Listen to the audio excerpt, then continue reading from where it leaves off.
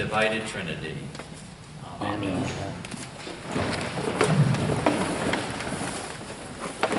On this feast of Christ the King, we celebrate Jesus as sovereign and as judge, neither of which is very comfortable for most modern West Coast minds.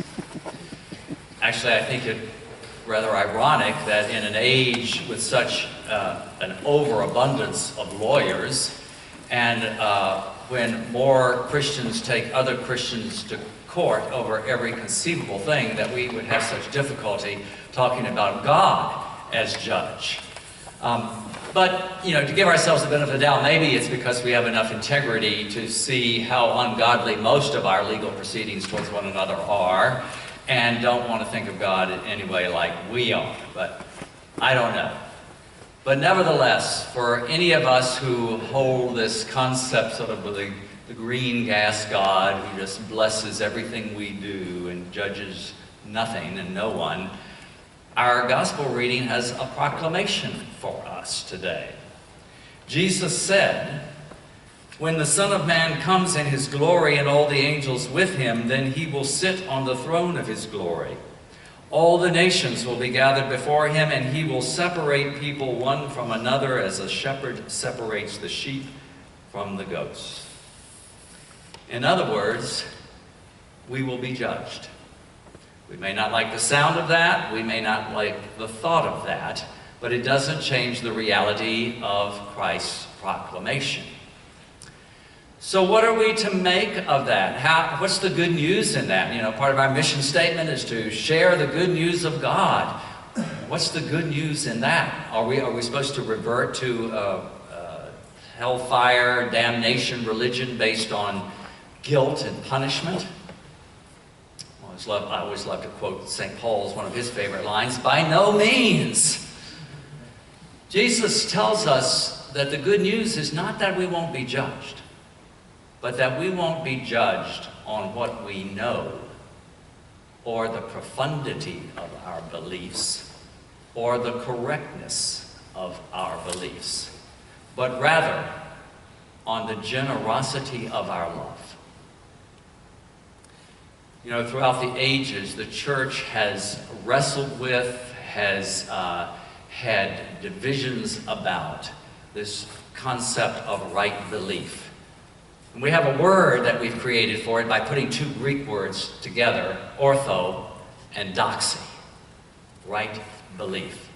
And in certain times of our history, if you were deemed to be someone who did not hold right belief, in other words, you were unorthodox, you might at best be excluded from the community of faith, or at worst, be put to a very, very unpleasant death. And yet, our gospel reading this morning makes it quite clear that in Jesus' mind, the final judgment has nothing to do with right belief and everything to do with orthopraxis, right action, how we treat one another. You know, those of us immersed in the church still have this temptation to look at our lives and think, oh, I go to Mass every week. I pledged last Sunday, gave a big portion of my income to the church. I do regular Bible study. I pray daily. And yet, at the same time, we often completely miss the voice of Jesus saying, I was hungry, and you gave me no food. I was thirsty, and you gave me nothing to drink. I was a stranger, and you did not welcome me. I was naked, and you did not clothe me. I was sick and in prison, and you did not visit me. In other words, I was in need, and you were not generous. A friend of mine from my college days, a dear friend who just died a few years ago, a Southern Baptist, used to always love to tell this story. I'm sure he got it from his pastor, but it's a story about a man praying one night, and he hears the voice of Jesus tell him that he's going to come visit him the next day. And the man's a devout Christian, so he's just beside himself with joy, and he can hardly sleep that night. And he gets up dark and early to get himself cleaned up and the house ready, but before you know it, the doorbell rings first thing in the morning. He runs and opens it up, and there is this homeless person asking for some change for coffee. He's like, oh no, not today. Go someplace else. I'm busy. And so then about noon, his old maid aunt, who always called at the wrong time, calls up and wonders if she can come over and visit with him for the afternoon. He's like, oh, Auntie, something incredible is going to happen today. I'll tell you all about it tomorrow. And later in the afternoon, he's getting a little antsy, so he goes out on the front porch to see if he sees the Lord in the distance. And the kids next door are out playing in the yard, and they say, Mister, can you come over and throw us the ball? And he's like, no, I have an amazing guest coming. Just leave me alone. And he goes back inside, and finally, late that night, he kneels down in prayer, and he says, Lord, I'm confused. You lied to me. And Jesus, of course, responded, I told you that I would come visit you today. And I tried 3 times, but you shut me out each time. The man was flawless in right beliefs. He just lacked that generosity of spirit to let him see Christ in the least of his brothers and sisters. Now, as I was thinking about this story that Jesus tells of the king separating the sheep from the goats and how that's based more on right action than right belief, I couldn't help but think of a passage from the final book of C.S. Lewis's Chronicles of Narnia. Anybody here not know what the Chronicles of Narnia are? Well, they're great. That's fine. The C.S. Lewis, great 20th century Christian apologist and theologian, wrote this series of children's books, actually, but they're steeped with theology. And it's about a magical land called Narnia, and it's ruled over by a great lion, whose name is Aslan. And he roots out evil and ushers in good in the kingdom. And it's quite clear from the very first book that this Aslan is a Christ figure. But in the final book, called The Last Battle, anybody read this? Long time ago? There's a scene where there's battle between the followers of the god Tash and those of Aslan. And there's a young warrior that fights for Tash, who has always lived a life of integrity, always being kind to his fellow beings, but he worships Tash. And he is in fact tricked by his own countrymen to go through a magic door that all of a sudden puts him into the presence of Aslan. And I'd like to share the passage with you because in it, C.S. Lewis really lays out clearly what his understanding of the final judgment is. And he tells it in the words of the young warrior. Then I looked about me and saw the sky and the wide lands and smelled the sweetness. And I said, by the gods, this is a pleasant place. It may be that I am come into the country of Tash. And I began to journey into the strange country and to seek him. So I went over much grass and many flowers and among all kinds of wholesome and delectable trees, till lo, in a narrow place between 2 rocks, there came to meet me a great lion. The speed of him was like the ostrich, and his size was an elephant's. His hair was like pure gold, and the brightness of his eyes like gold that is liquid in the furnace. He was more terrible than the flaming mountain of Lagur, and in beauty he surpassed all that is in the world, even as the rose in bloom surpasses the dust of the desert.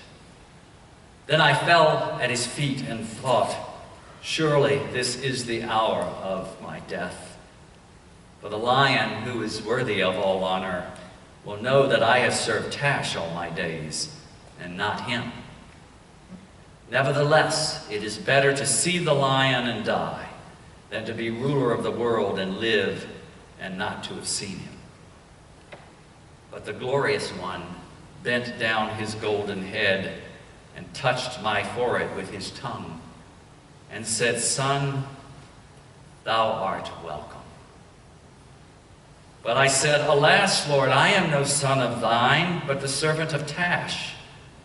He answered, Child, all the service thou hast done to Tash, I account as service done to me.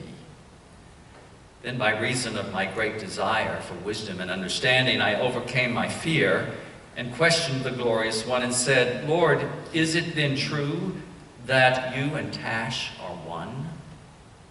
The lion growled so loud that the earth shook, but his wrath was not against me. And he said, It is false. Not because he and I are one, but because we are opposites. I take to me the service which you have done to him. For I and he are of such different kinds that no service which is vile can be done to me, and none which is not vile can be done to him. Therefore, if anyone swear by Tash and keep the oath for the oath's sake, it is by me that they have truly sworn, though they know it not, and it is I who reward. And if anyone do a cruelty in my name, though he says the name Aslan, it is Tash whom they serve, and by Tash their deed is accepted. Do you understand, child? I said, Lord, you know how much I understand. But I also said, for the truth constrained me, Yet I have been seeking Tash all my days.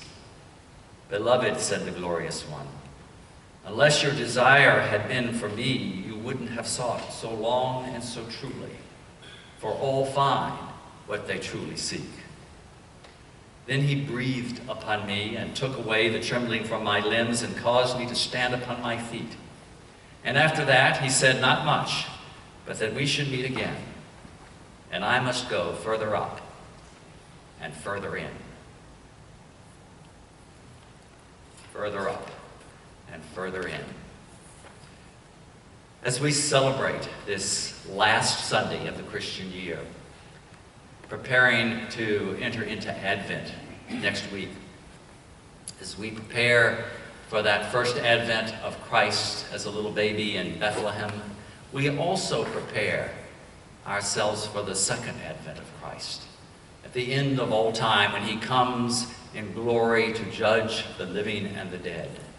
And we do that simply in the way that he taught us, by generously loving the poor and the sick and the friendless and the insignificant and the unattractive and the unpleasant.